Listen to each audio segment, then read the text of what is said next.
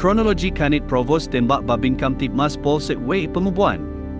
Kanit Provos Polsek W Pemubuan, Lampung Tengah, Rudi Suryanto, 39, menembak Aibda Ahmad Karnain, 41, anggota yang bertugas sebagai Babin Kamtibmas di Polsek tersebut. Kapolres Lampung Tengah, AKBP Dovia Fahlevi Sanjaya, menjelaskan penembakan itu berawal saat pelaku izin pulang dalam tugas piket. Sebab, isteri pelaku menedepon dan mengabari sedang tidak sihat. Untuk itu pelaku izin pulang ke rumah.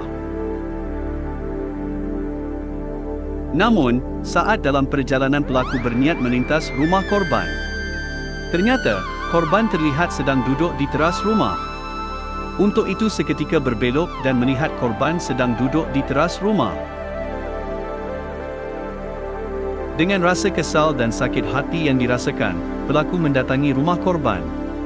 Rudi Suryanto memanggil Aibda Ahmad Karnain, yang sedang duduk di depan rumah. Namun, sebelum korban membuka pagar rumah, pelaku langsung menembak korban tepat di dada kiri hingga tembus ke punggung. Tembakan itu langsung membuat korban tersungkur dan pelaku melarikan diri, kata Dovia, Senin, 5 September 2022. Kejadian itu turut disaksikan tetangga dan isteri korban yang langsung membawanya ke rumah sakit. Tapi, setibanya di rumah sakit, korban sudah tidak bernyawa lagi, kata dia. Chat di grup WA pemicu penembakan sesama anggota polisi Lamting. Kanit Provos Polsek W Pemubuan, Rudi Suryanto, 39, menjadi pelaku penembakan terhadap Aibda Ahmad Karnain, anggota yang bertugas sebagai Babin Kamtibmas. Pembunuhan sesama anggota Polsek W Pemubuan itu dipicu rasa sakit hati kerana korban kerap mengintimidasi dan membuka aib hingga ke lingkup keluarga pelaku sejak 2018 silam. Motifnya sakit hati pelaku terhadap korban. Selama masa dinasnya bersama-sama dari 2018, pelaku sering diintimidasi dan dibuka aibnya. Pada malam terakhir itu, pelaku tidak bisa membendung sakit hatinya kerana korban menyinggung keluarga pelaku, kata Kapolres Lampung Tengah, AKBP Dovia Fahlevi Sanjaya, Senin, 5 September 2022. Penembakan itu berawal saat pelaku melihat grup WhatsApp. Korban menulis pesan dalam grup WA tersebut tentang isteri pelaku yang belum bayar arisan online. Membaca itu, pelaku merasa sedih, kecewa, dan kesal, ujarnya.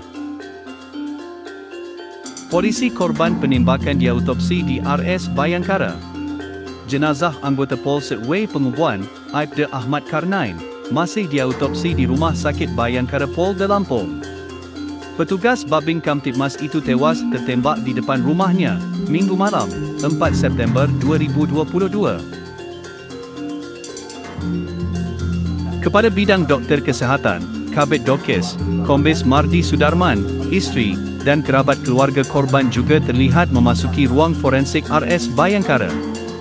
Sang isteri memakai jilbab hitam berjalan diganding anggota Polwan. Salah satu keluarga mengatakan jenazah selesai dimandikan dan akan langsung dibawa menuju Lampung Tengah. Selesai dimandikan langsung dibawa ke Bandar Jaya dan dimakamkan di Liwa, kata anggota keluarga itu saat berbincang dengan anggota Provos. Satu kali menggunakan motor dan ada saksi yang melihat dan mendengar tetangga korban yang depan rumah korban, yang kanan kiri korban yang ikut mengantar korban ke rumah sakit. Dan semua persesuaian itu kita dapatkan. Dan korban diantar bersama tetangga, juga istrinya menggunakan mobil milik korban. Jadi proses dari kode etik kepolisian, proses hukum pidana, dan ancamannya PTDH, dan untuk pasal 338 KUHP ancaman maksimalnya 15 tahun penjara. Terima kasih. Bahwa korban ini adalah atas nama AK, berusia sekitar 41 tahun. Lampung Tengah tadi sudah menjelaskan bahwa pengungkapan kasus ini dari pasca kejadian pada pukul sekitar 21.15 sampai dengan pengungkapan pelaku ini itu dalam waktu 3 jam.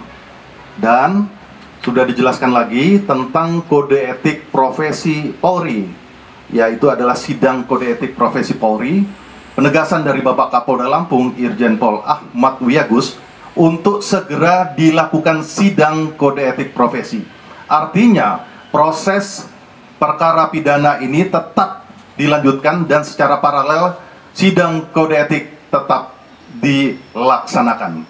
Jadi dalam hal ini kami dari Polda Lampung dan juga dari Bitpropam ya tentunya tengah melakukan proses dalam persiapan untuk sidang kode etik, dan untuk kasus pidananya di pasal 338 tadi sebagaimana diatur dalam KUHP di 184, tentunya ada keterangan saksi, kemudian ada bukti surat, bentuk petunjuk. Makanya itu saat ini korban tengah dilakukan visum et repertum dan juga otopsi. Tujuannya adalah pengungkapan kasus ini harus benar-benar berdasarkan scientific crime chain investigation.